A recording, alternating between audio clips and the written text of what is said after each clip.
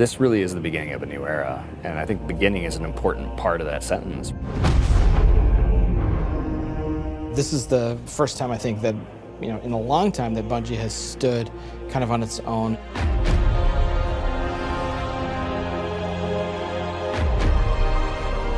And we're self-publishing. It's a really big deal.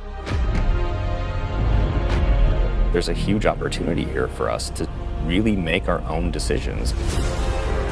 It's a turning point for us. We are in charge of our own destiny.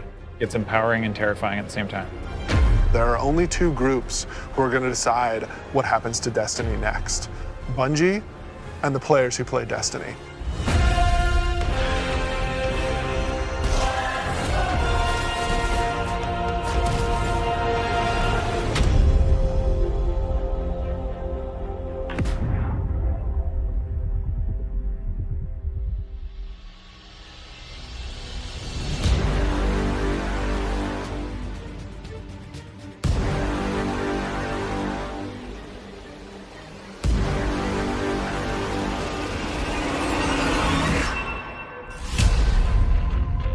So at its core, Shadowkeep is about returning to the moon.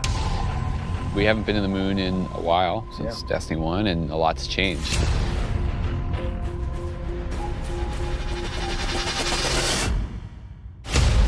When you go back, it isn't exactly what you thought it was. There's like huge cracks ripped into it. There's a weird scarlet fortress. And so the context of the moon has been updated entirely. This isn't just about the hive anymore. It's about something else, something terrifying.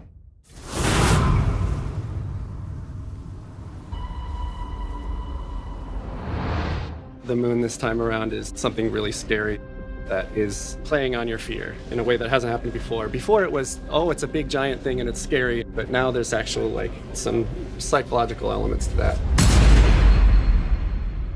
How long has it sat in silence, watching us? Much too long. Having Eris Morn come back instantly signals to players the tone shift and change. There's an undertone of threatening and psychological horror. You're all insufferable! We want to tap into what makes Guardians afraid. What are their worst fears? Shadowkeep refers to the things that Eris unleashed on the solar system. Nightmares are manifestations of a Guardian's past. What if the villains that you thought were well into the ground actually weren't, and they were being resurrected by the darkness? Eris is trying to figure out how she unleashed this kind of madness, and so she needs your help.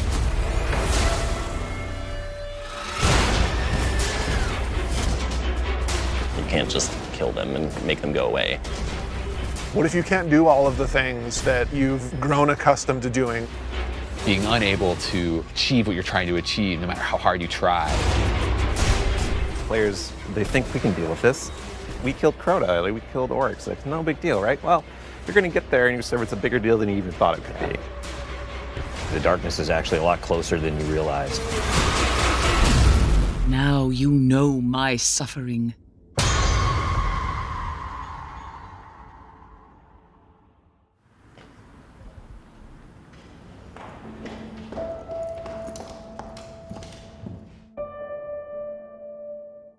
It's been a year, basically, of just a constant two-way dialogue with all of our passionate players. Under it or on the sides of it more? The number of green... That's really informed what it is that players want out of the Destiny game and how we're evolving, not just the story of the world, but what happens to you as a Guardian. Like the thing that was supposed to blow you back or whatever, it's related to acceleration. A bunch of the work that we're doing is about adding depth to the character sheet. The teams are thinking about how do we want to evolve armor, get more stats into the game, get more player customization. How can we get the depth of pursuit for how you want to play with this awesome character you've been building now for, some of us 5 years. And completely new ways of deepening the character RPG that we all know and love and want to be better.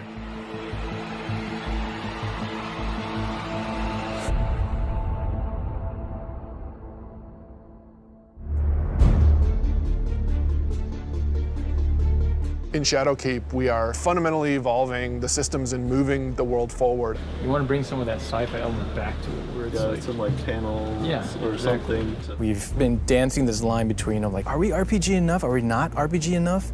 And now we're like, you know what? Screw it. Let's just go all in and just say like, hey, let's give players what they want.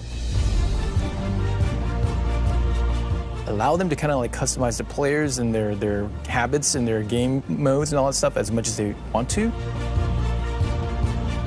So in Shadowkeep, what we're doing is changing the way that armor, perks, and mods work pretty significantly. Right now in the game, if you have an armor set that you like the look of, but you have another armor set that you like the way it plays, you're probably going to pick the one that you like the way it plays. Armor 2.0 is focused on allowing you to take the mods that you've unlocked and apply them to any given piece of armor. When I move my cursor over one of these mod sockets, it immediately shows me all of the mods that are available to me. Personally, I'm excited about the artifact. Players just get to kind of like fidget with these knobs and switches and do all the things that they want to do. When you get to this last tier, each of these perks gets relatively close to what an exotic might feel like. That's going to be a lot of fun. It's going to be a lot of fun.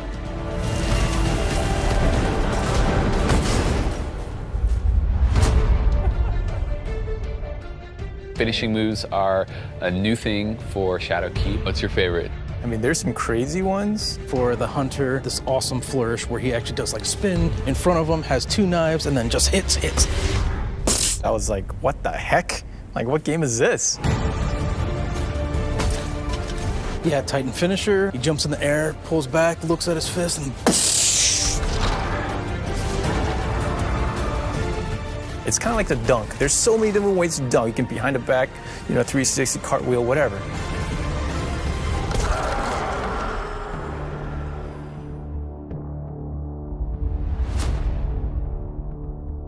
We're in the playtest lab every day, trying to figure out what's good for the game, what do people want, what have they been asking for, trying new ideas. So I want to try, I added radar hiding. Let me know how it feels to get shot by the heavy bow. I am working on an exotic heavy bow, and I'm just working on figuring out some knockback, trying to see how big this, okay, that's probably too much, but you get the idea. This is an exotic trace rifle. Fire it on an enemy and it creates a big old crit spot. Here's a hand cannon that Victor's working on. It fires special ammo, and it's a little bit like a one-handed sniper. Like, it's actually our only hand cannon with a scope on it. Right now, it kind of lights you on fire if you keep firing it too much. We'll see. Some people like it, some people are kind of but we'll hammer it all out. All right, it's time. It's about to get loud in here. 1v1. 1v1 on the board. Oh! One of the things we really want to focus on, especially with Season 8 and the start of Shadowkeep, is a renewed focus on PvP. You're all on the other team. We're updating labs to include some much-loved game types from the past. We're also redoing a bunch of the playlists and how they work. But the really important thing for players to know is this is just the beginning. This is us building the foundation of what we're doing with the Crucible going forward.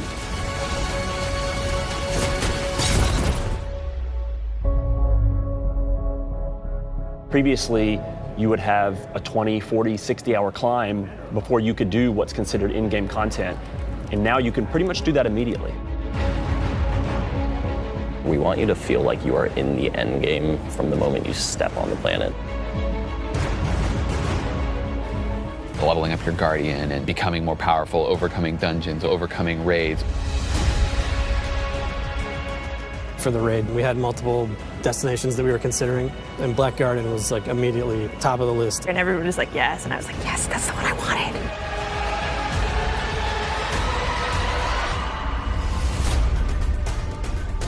With Forsaken, we've started finding more ways for players to customize and personalize their character and differentiate themselves. Shadowkeep's going to push even further in that direction. The word, which is really guiding us in a bunch of ways, is depth. It's about experiential depth. When we look at how we're thinking about the next 3-5 years, it's really important to us. It's cool to have a game that you can invest in with your friends, tweak your monster killing machine and make it 2% better every weekend, doing different things and figuring out how to craft this perfect build that you feel like is your own. Like, that is cool. There's nothing nerdy about it. We're like happy to own that. We're gonna stand on that corner.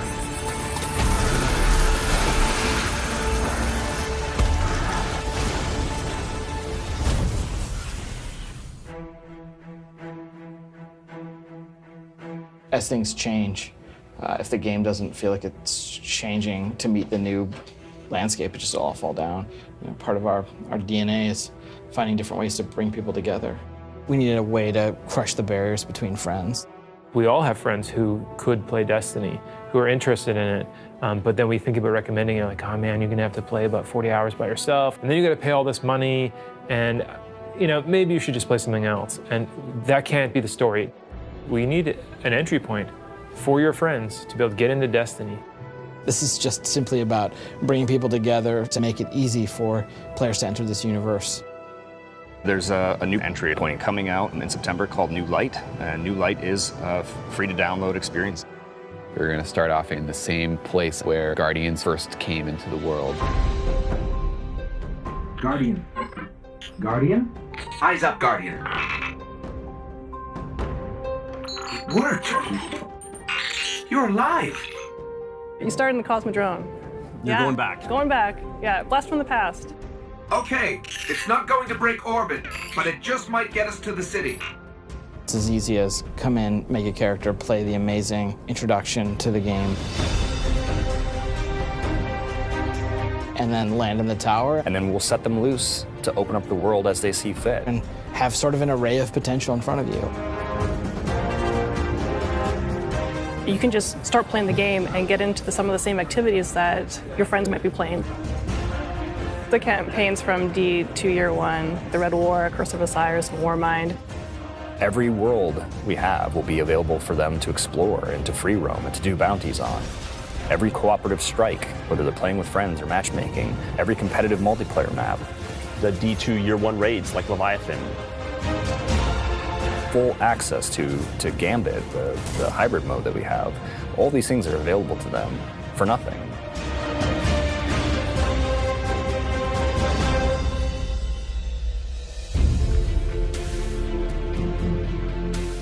We've always said that Destiny is best when you play it with your friends, and we're trying to make it easier. So if your friends who are playing Destiny are on different platforms, we're adding cross-save so that you can move between the different platforms and play wherever your friends are. Like if I'm playing and I want to move over to my PC, I should have my character go with me. We want Destiny to meet you wherever you want to play, so that's incredibly important for us. We wanted cross-save before we shipped Destiny 2, right? Like a bunch of it was built. We just couldn't get there for capital R reasons. And many of those reasons have disappeared. So we are headed full steam ahead on that. And we got to figure out how we're going to get there and how we're going to give the players what they want.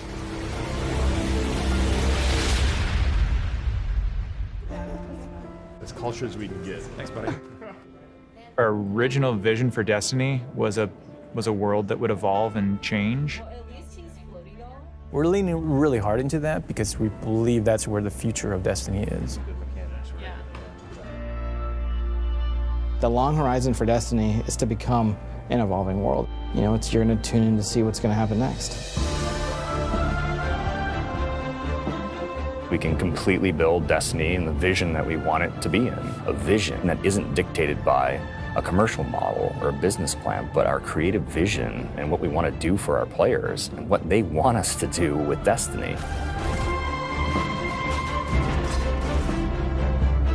We feel like our work isn't done.